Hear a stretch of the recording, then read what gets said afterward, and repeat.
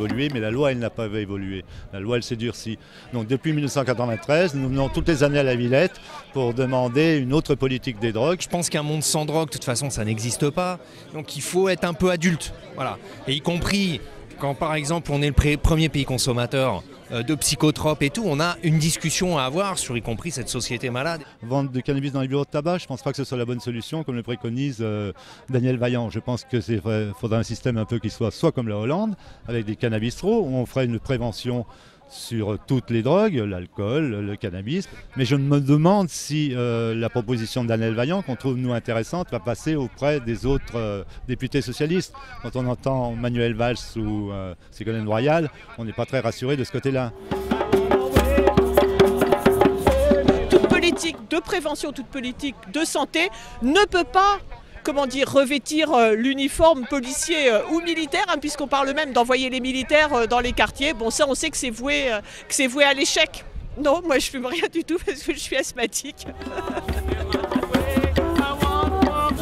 10 millions de personnes qui ont consommé du cannabis en France. Il n'y a pas 10 millions de toxicomanes et 10 millions de délinquants en France, sinon ça se saurait, quoi. Donc il y a un moment où il faut juste se faire à l'évidence, accepter la réalité et sortir de la vision, comme il disait, diabolisée de ce produit et de ses consommateurs. Les gens qui sont là, vous voyez que c'est des gens qui sont intégrés socialement, qui sont capables de discuter, même si là, voilà, on a tous une bière, on est là quand même, il y a un côté un peu festif. On est quand même c'est des gens qui sont pas différents de la population normale, c'est des individus lambda, quoi. Moi, je me suis fait arrêter une fois pour la police avec une vingtaine de grammes d'herbe. J'étais inconnu des services de police. C'était au moment où Sarkozy était revenu à l'intérieur. C'était dans les quelques mois qu'on suivit. Donc j'étais inconnu et j'ai pris de la prison avec sursis juste pour quelques grammes d'herbe. Donc on passe en correctionnel en même temps que des gens qui ont fait des braquages. Je me dis, on marche vraiment sur la tête, quoi. Je produis moi-même mon herbe. Je fais ça en autarcie, j'engraisse aucune mafia et j'ai la conscience tranquille. Par contre, je risque 20 ans de prison parce que j'ai 2 pieds de bœuf dans mon jardin.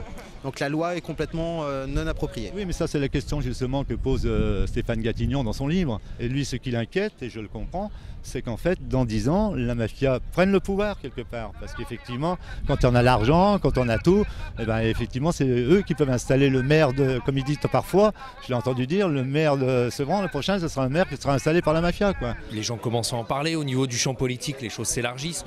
Avant, très peu de gens, il y a encore 2 mois, pouvaient dire des pénalisations, voire légalisation. Maintenant, y compris, c'est plus des mots qui sont interdits presque, hein, j'allais dire. Maintenant, ça se dit, y compris des gens de droite, des gens du centre, évidemment des gens de gauche et des écologistes. Voilà, je pense qu'on est entré dans le débat et ça va être un débat de la présidentielle. Qu'on le veuille ou non, ça va être un débat de la présidentielle.